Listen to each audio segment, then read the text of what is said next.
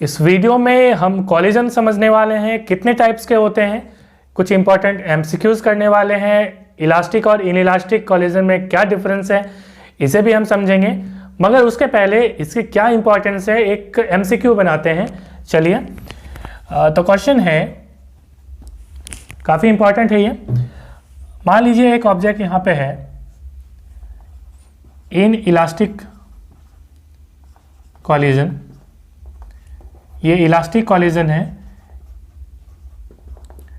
Zero से समझने वाले हैं, लेकिन एक क्वेश्चन में दे देता हूँ। ये दो ऑब्जेक्ट है, इसकी वेलोसिटी u1 है, इसकी वेलोसिटी u2 है। u1 की वेलोसिटी ज़्यादा है, u1 is greater than u2। ये दोनों एक ही पाथ में जा रहे हैं। कुछ समय के बाद क्या हो रहा है कि दोनों में कॉलिजन हो रहा है। ठीक है, दोनों में कॉलिजन हुआ। This is position A before collision, this is position B during collision. And third हम करते हैं कि कॉलिजन होने के बाद मीन्स दोनों कोलाइड किया और दोनों अलग हो गया, तो ये तीसरी पोजीशन है आफ्टर कॉलिजन। यहाँ पे इसकी जो मास है वो 2 किलोग्राम है, इसकी भी मास 2 किलोग्राम है, मीन्स दोनों की मास 2 किलोग्राम ही है, मास आइडेंटिकल है, सेम मास है। इसकी वेलोसिटी दी हुई है 10 मीटर पर सेकेंड, इसकी वेलोसिटी दी है 20 मीटर पर सेकेंड। आपको बताना है कि v1 क्या होगी, v2 क्या होगी। आपके पास ऑप्शन है, this is v2, v1 equal to 10 metre per second, v2 equal to 20 metre per second. समझिएगा, बहुत ही कंसेप्चुअल है, कुछ यहाँ पे न्यूमेरिकल्स बनाने की ज़रूरत ही नहीं है।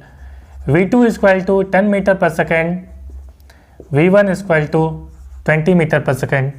ऑप्शन सी है v1 equal to v2 equal to 10 metre per second. Option D है आपके पास v1 equal to v2 equal to 20 metre per second. बहुत ही मज़ेदार है, देखिएगा।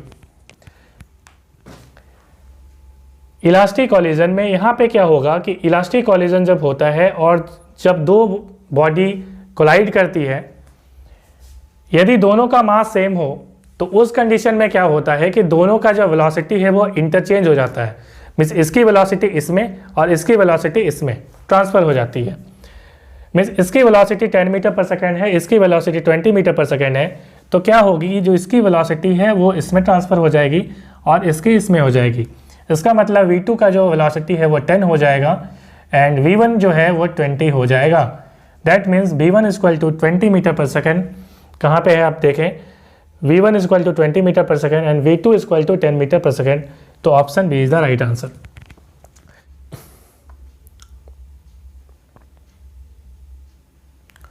तो चलिए अब समझते हैं कॉलिजन क्या होता है। जनरली फिजिक्स में जो कॉलिजन होता है ना, वो दो चीज़ें टकरा गई, उसे हम कॉलिजन नहीं कहते फिजिक्स में। कॉलिजन का मतलब ये हुआ कि यदि कोई एक ऑब्जेक्ट है दूसरे ऑब्जेक्ट पे एक फोर्स इम्पोज कर रही है और उसके वेलोसिटी को अफेक्ट कर रही है, तो हम कहेंगे कॉलिजन हो रहा है। मीन्स कांटेक्ट में आने की कोई ज़रूरत नहीं है, दूर से भी ये हो सकता है। दो इलेक्ट्रोस्टैटिक फोर्स लग सकती है, ग्रेविटेशन फोर्स के कारण इस पे इसकी जो वेलोसिटी है वो चेंज हो सकती है, मैग्नेटिक फोर्स के कारण। तो इस वजह से फिजिकल कांटेक्ट होने की कोई ज़रूरत नहीं है। यदि एक ऑब्जेक्ट दूसरे ऑब्जेक्ट की वेलोसिटी को अफेक्ट कर रहा है तो हम कहेंगे कॉलिजन हो रहा है। इसका मतलब कॉलिजन को हम डिफाइन कैसे करेंगे, तो हम कॉलिजन को कहेंगे it is an event in which a body, two or more body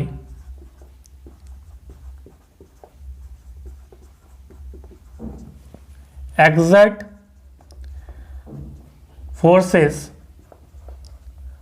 on each other for a short time।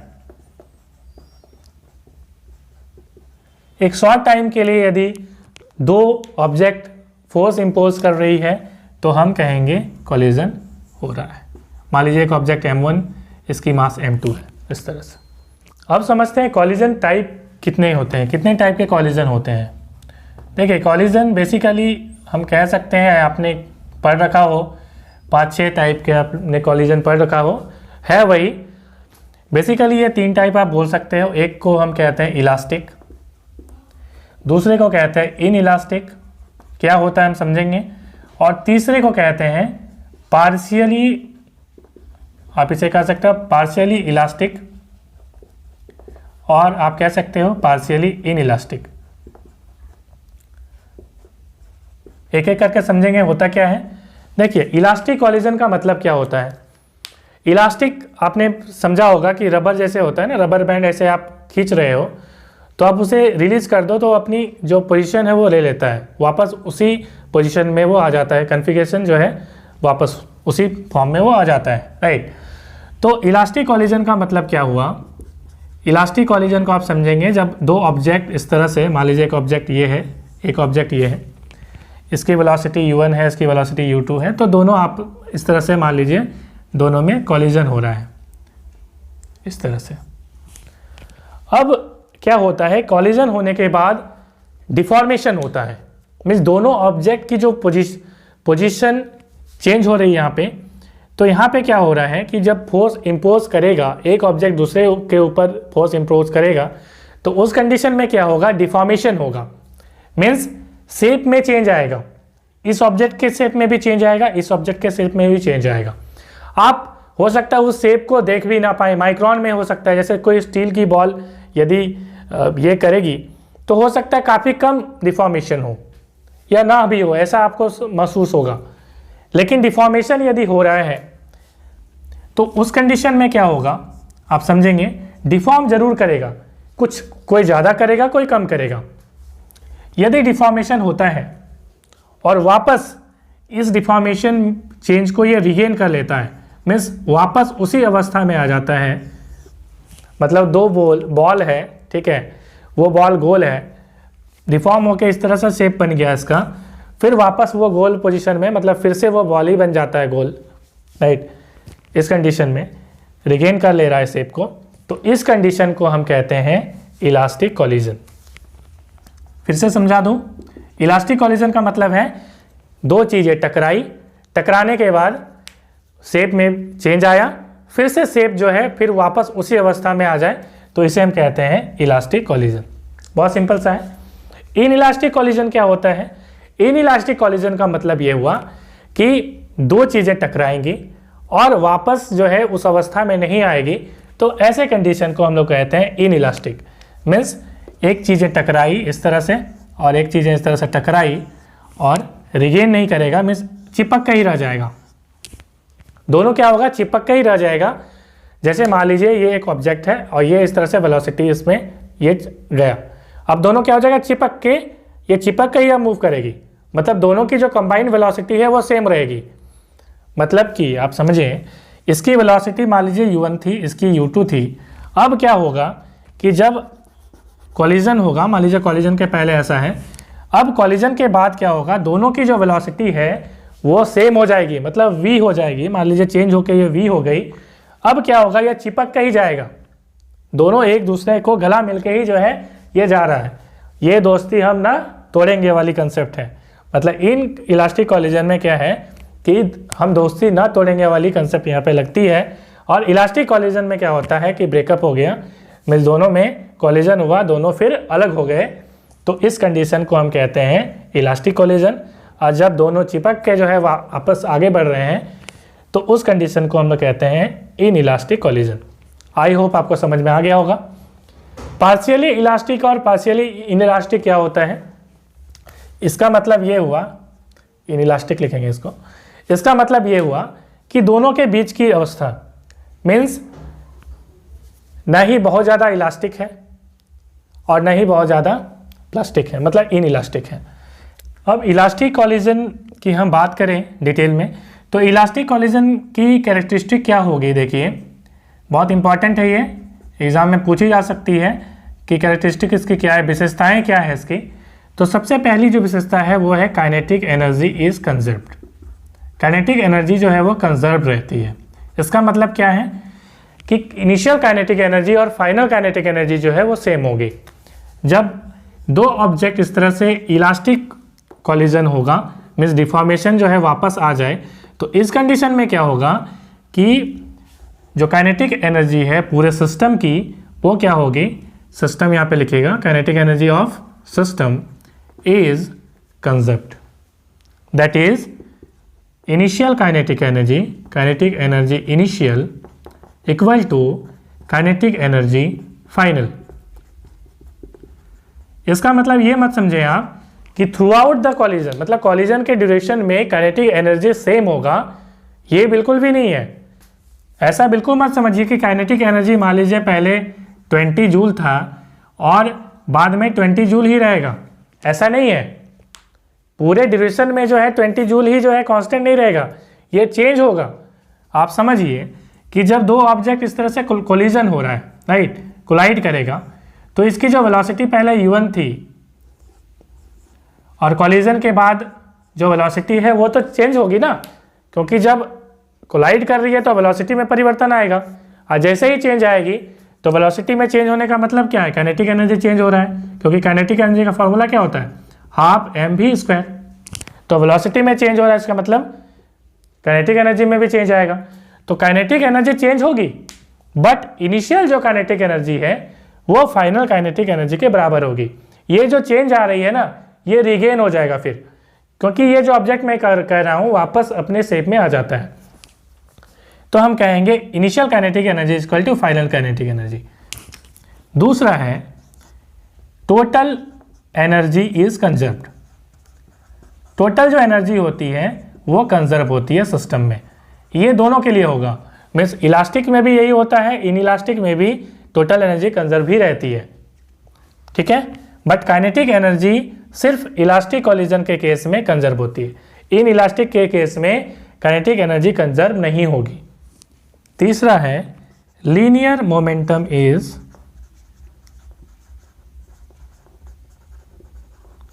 Conserved. Linear momentum जो है वो कंजर्व होगा। अब लीनियर मोमेंटम का मतलब क्या होता है, मोमेंटम का हमें मतलब पता है, मोमेंटम इक्वल टू होता है mass into velocity, right. Momentum का मतलब होता है मास इनटू वेलोसिटी। तो ये जो है, ये सिस्टम में लीनियर मोमेंटम जो है वो क्या होगी, कंजर्व होगी, वो परिवर्तित नहीं होगी, चेंज नहीं होगी। इसका क्या मतलब है, मैं ये कैसे बता सकता हूँ कि लीनियर मोमेंटम जो है वो कंजर्व होगी। सिंपल सा कंसेप्ट समझिए। मान लीजिए एक ऑब्जेक्ट है इस तरह से और यहाँ पे ये कॉलिजन हो रहा है, ठीक है। ये इस पे एक फोर्स इंपोज कर रहा है, एक फोर्स इसमें ये इंपोज करेगा, इसे हम कहते हैं नॉर्मल रिएक्शन। नॉर्मल रिएक्शन का मतलब जैसे देखिए कोई ऑब्जेक्ट इस तरह से रखी हुई है ना किसी भी सरफेस पे, आप एग्जांपल में बता रहा हूँ, मान लीजिए एक अर्थ में ज़मीन में रखी हुई चीज़ है, तो ये वेट नीचे की ओर काम करेगा इसका, तो ये क्या करेगा, नॉर्मल रिएक्शन ऊपर की ओर इस तरह से लगाता है। उसी तरह से यहाँ पे क्या है, जब दो चीज़ें टकराएंगी तो ये क्या करेगा, इस पर एक नॉर्मल रिएक्शन लगाएगा और ये इस पर एक नॉर्मल रिएक्शन इस तरह से लगता है। अब क्या होगी, इस पॉइंट में एक नॉर्मल रिएक्शन इस तरफ, एक नॉर्मल रिएक्शन इस तरफ लगेगी। और हमें पता है न्यूटन के थर्ड लॉ के अकॉर्डिंग कि दो फोर्सेस जब इस तरह से इंपोज होती है तो इक्वली इंपोज होती है, मतलब ये इतना ही फोर्स लगाएगा, ये भी इस पर इतना ही फोर्स इंपोज करेगा, हमें पता है। तो ये R और R हमने मान लिया, दोनों ऑपोजिट डायरेक्शन में है, तो जो नेट फोर्स होगा, नेट फोर्स वो क्या होगा, हमें पता है। नेट फोर्स का मतलब क्या होता है, दोनों को ऐड करना है, तो R और ये डायरेक्शन इस तरफ है, इसका डायरेक्शन इस तरफ है, तो ऑपोजिट डायरेक्शन का है तो ये करेंगे R प्लस, और इसकी डायरेक्शन इस तरफ है तो R माइनस R लिखेंगे। तो इसका मतलब नेट फोर्स क्या है, 0 है, दोनों बैलेंस हो जा रहा है, इस तरह भी समझ सकते हैं। तो नेट फोर्स 0 है, तो नेट फोर्स जब 0 होगा तो क्या होगा, मोमेंटम क्या होगा, 0 होगा। चेंज इन मोमेंटम क्या होगा, वो 0 होगा। कैसे होगा, तो ये न्यूटन का सेकेंड लॉ क्या कहता है, न्यूटन का सेकेंड लॉ कहता है कि फोर्स, यदि नेट फोर्स नहीं हो, क्या कहता है, force is directly proportional to rate of change of momentum. इसका मतलब है कि मोमेंटम में जब चेंज होगा ही नहीं, आप देख रहे हैं मोमेंटम में कोई चेंज नहीं होगा, कब, जब फोर्स, नेट फोर्स जो है वो नहीं होगा। नेट फोर्स यदि आप 0 कर दें तो मोमेंटम में जो चेंज है वो भी नहीं होगा। तो नेट फोर्स 0 है, नेट फोर्स 0 है, तो मोमेंटम क्या होगा, रेट चेंज ऑफ मोमेंटम नहीं होगा। इसका मतलब है कि लीनियर मोमेंटम जो है वो कंजर्व होगा। चेंज नहीं हो रहा है, इसका मतलब कंजर्व रह जा रहा है। जितना पहले मोमेंटम था उतना अभी भी है, राइट। समझते हैं कि इनइलास्टिक कोलिजन क्या होता है। तो सबसे पहला, जैसे उसमें काइनेटिक एनर्जी कंजर्व जो है था, बट इसमें क्या होगा, kinetic energy is not conserve. क्यों नहीं? क्योंकि इसमें क्या होती है, लॉस होती है। इलास्टिक कोलिजन में there is no loss of kinetic energy, kinetic energy में कोई लॉस नहीं होता है। बट इन इलास्टिक कोलिजन में डिफॉर्मेशन हो जाता है और वो परमानेंट डिफॉर्मेशन होगा, तो उस कंडीशन में काइनेटिक एनर्जी का लॉस हो जाएगा, तो हम कहेंगे kinetic energy is not conserve. दूसरा, टोटल एनर्जी इज कंजर्व। मैंने कहा था कि एनर्जी जो है वो हमेशा कंजर्व ही रहेगा, ऑफ सिस्टम इज कंजर्व्ड।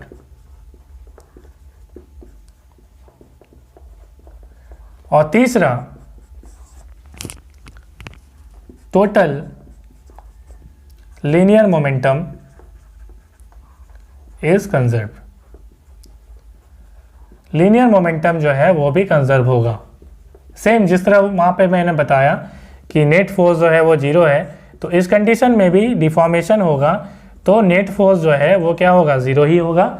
इसलिए क्या होगा कि टोटल लीनियर मोमेंटम जो है इनइलास्टिक कोलिजन में भी 0 ही होता है। अब हम समझेंगे कोएफिशिएंट ऑफ रेस्टिट्यूशन क्या होता है। बहुत इंपॉर्टेंट है कोएफिशिएंट ऑफ रेस्टिट्यूशन, या इसे हम कहते हैं रेजिलेंस, रेस्टिट्यूशन, और कोएफिशिएंट ऑफ रेजिलेंस भी इसे हम कहते हैं, ठीक है।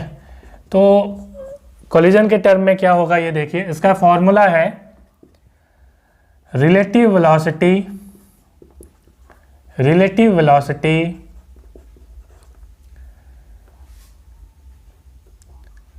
After collision by relative velocity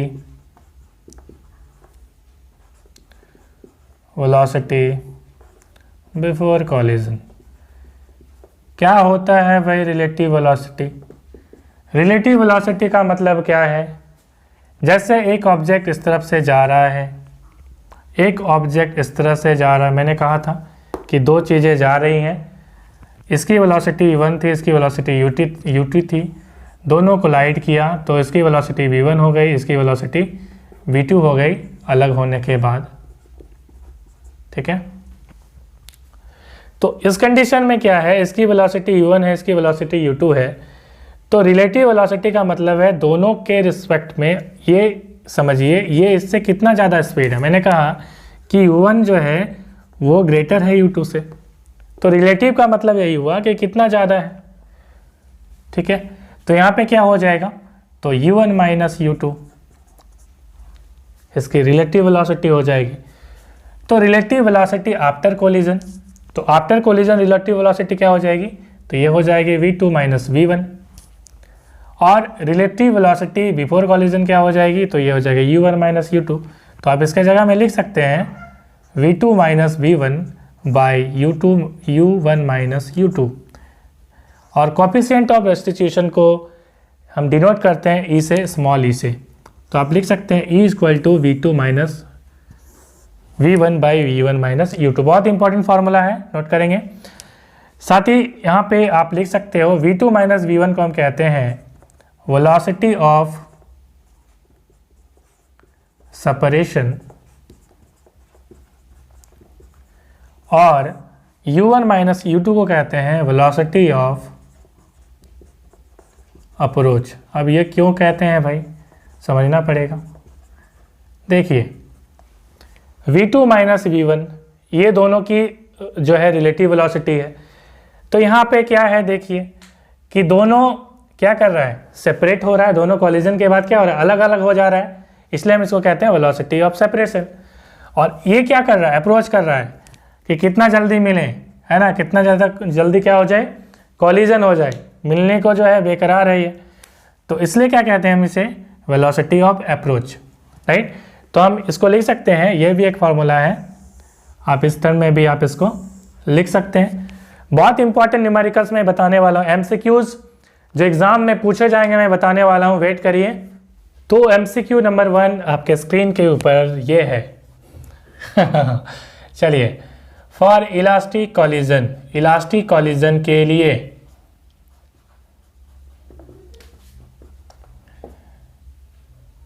coefficient of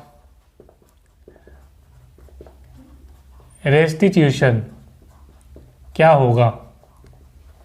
coefficient of restitution means ई, जिसे हम कहते हैं इलास्टिक कॉलिजन के लिए क्या होगा? ऑप्शन ए आपके पास 1 होगा, ऑप्शन बी 0 होगा, option C greater than 0 and less than 1 होगा, या ऑप्शन डी ये ग्रेटर देन 1 लेस देन 0 होगा।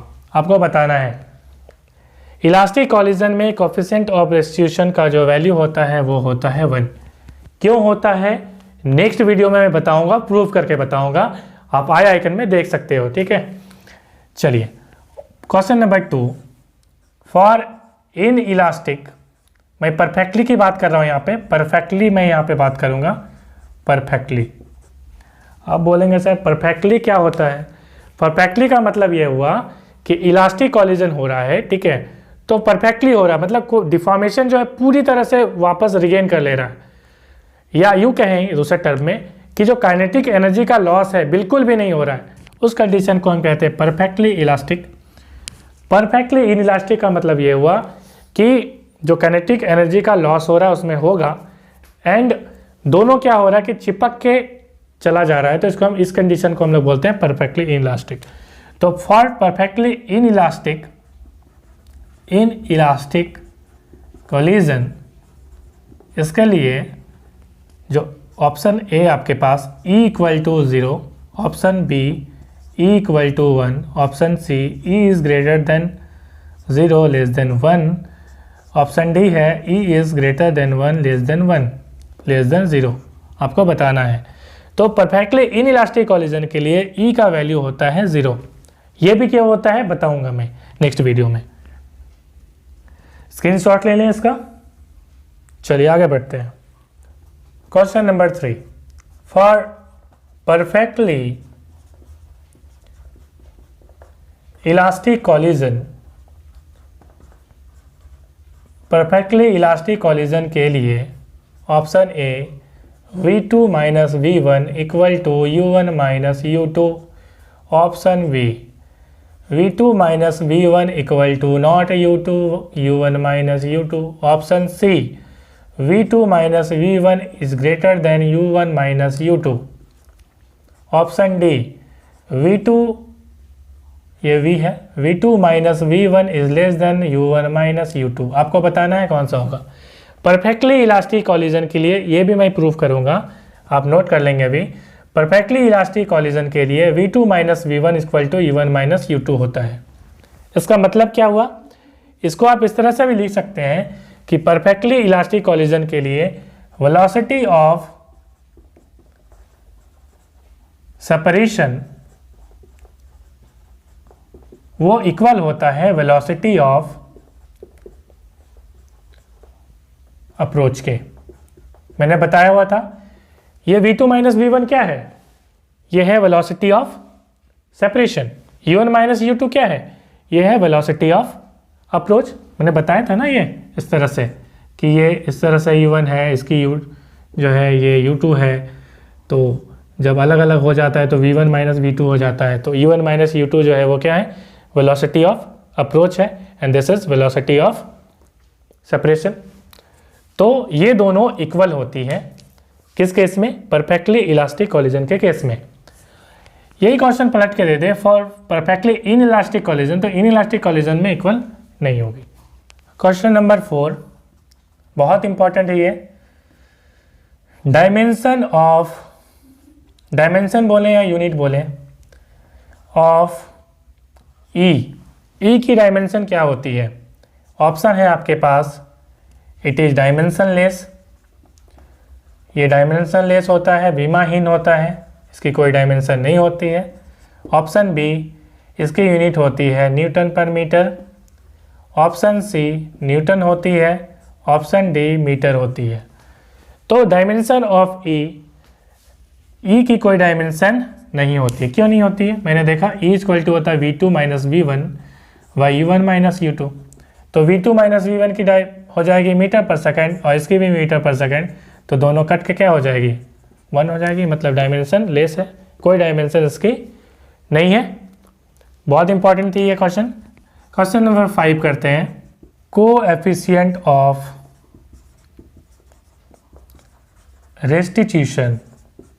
रेस्टिट्यूशन इज, ऑप्शन है आपके पास V2 minus V1 by U1 minus U2। बहुत कंफ्यूजिंग होता है ये, ध्यान रखेंगे। पहले माइनस कौन कर दे, कौन सा प्लस कर दे, आप ध्यान रखेंगे इसको। ऑप्शन सी है आपके पास E equal to V1 minus V2 by U2 minus U1। Option D है आपके पास नन। कौन सा सही है? तो option A is the right answer, V2 minus V1 by U1 minus U2। I hope आपको वीडियो पसंद आई होगी। यदि पसंद आई है तो लाइक करें, शेयर करें और चैनल में नए हैं तो ज़रूर सब्सक्राइब करें। Thanks for watching.